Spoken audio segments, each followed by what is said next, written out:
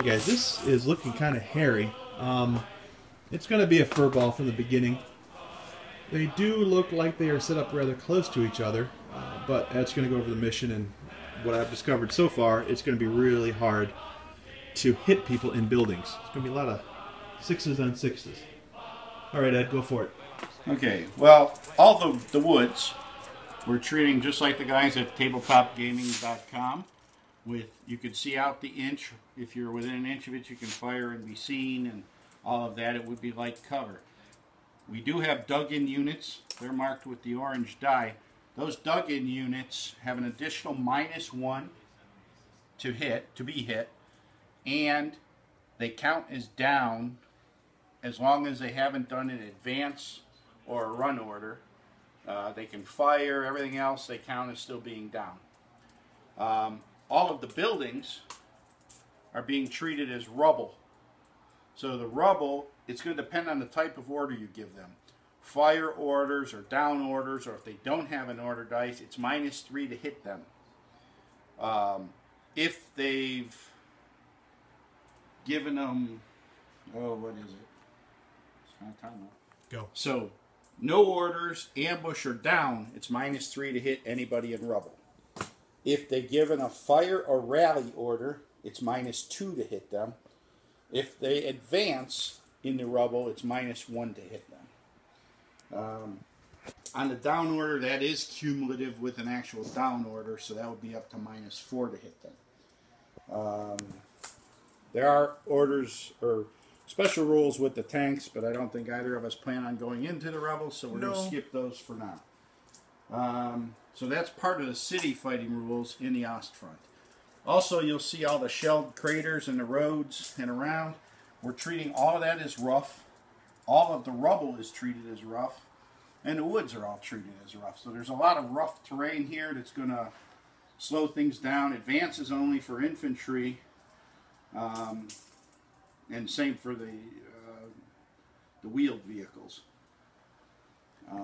And talk about assaulting out of the buildings or the rubble that we were mentioning. You cannot, you have to run to get into the rubble, but you can only advance through it. So an assault, if I came out with a unit here to try and assault this building, I can only advance, so I'd advance and only get so far, maybe halfway across the road. On my following turn, I would do the run to assault into the building. So nobody's going to be able to go from one building on an assault directly into the other because it's just too far away.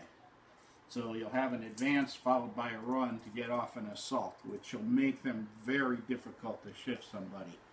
In addition, every single unit is going to be subject to preparatory bombardment, which we'll be doing next. Oops, forgot about that. So it is going to make, it's going to be a lot of pinned units before we even get going. So this should be a lot of fun. It's going to be a hard fight. Let's do it. Yep. Oh, the carnage. The preliminary bombardment was brutal for both sides. I took the worst end of it. My panhard got hit with a 6, just took an additional pin. Captain below, -2. 1. Just about everything of mine took some form of pin damage. Over here on Ed's side, I only rolled a 1 for his air observer, Eric Cartman, right there, so he's free and clear. Everybody else has 1 or 2 pins on them. So we're going to see how this goes. It's bloody, it's brutal. See you after turn 1. Right, we're getting ready for turn 1. Ed, shake my hand, you father of the bride, you. Yep, there you go. I shall pummel you. Yes, I'm being pummeled. Without mercy. First order die, we will get this on tape. It is. Put it back in. Put it back in. Oh, the French don't want it. French rule. That's the French national rule. That's only the first turn of the die. Oh, it's still the French. Going again, guys. Talk to you a little bit. Okay, look what's on the shirt, alright? See what's on the shirt? You have no voodoo magic. I have no voodoo magic. Because look what I rolled on my first order check. Thanks, Vane. The boys, Anders, Damon. What did it say? Very first order of the game, we have a foobar. We didn't have any in our game on Saturday. No, there is a unit, an enemy unit within 12 inches. So If an order test is rolled, comes up 2 6s. So we're going to do the chart, a D6, and let's see what happens. 2. Friendly fire. The unit does not move and opens fire against a friendly unit, mistaking it for enemy.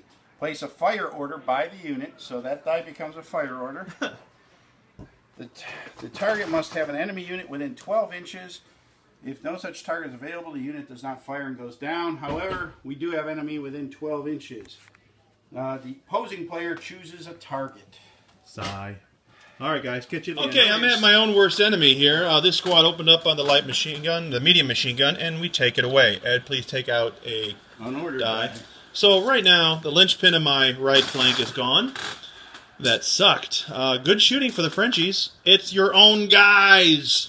It's confusing in town. There's been artillery bombardments. Who's to know? Does this count as a wedding gift to your daughter? Yeah, no. All right, see you later, guys.